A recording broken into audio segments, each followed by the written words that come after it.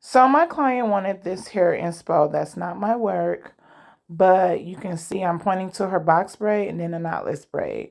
Because it is a style that is flat in the front and she wanted box braids in the back, I still gave her a row of knotless because the top is going to be flat. So I want that last row of individuals to be flat.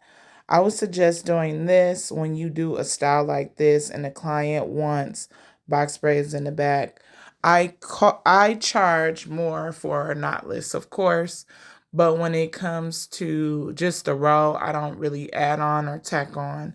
So she paid for box braids, but I still gave her that row of knotless just for that clean, sleek look so everything can be nice and flat and things like that. And you can see I'm just braiding down this last knotless before I start the top.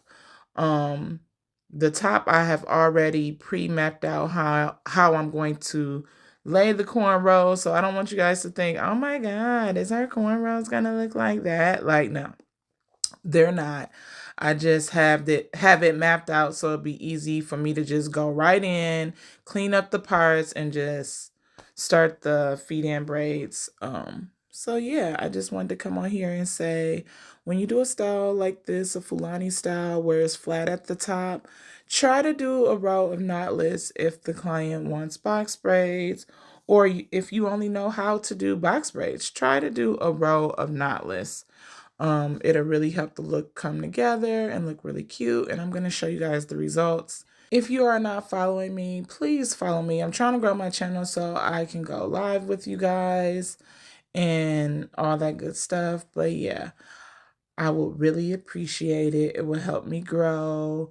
If you're watching this on YouTube, subscribe. But if you're watching it on TikTok, Instagram, or Facebook, please follow me, like, comment, let me know what you think. And you see, this is the final look. You see it's flat. And then you can see the row of box braids. But that's how it is. Bye.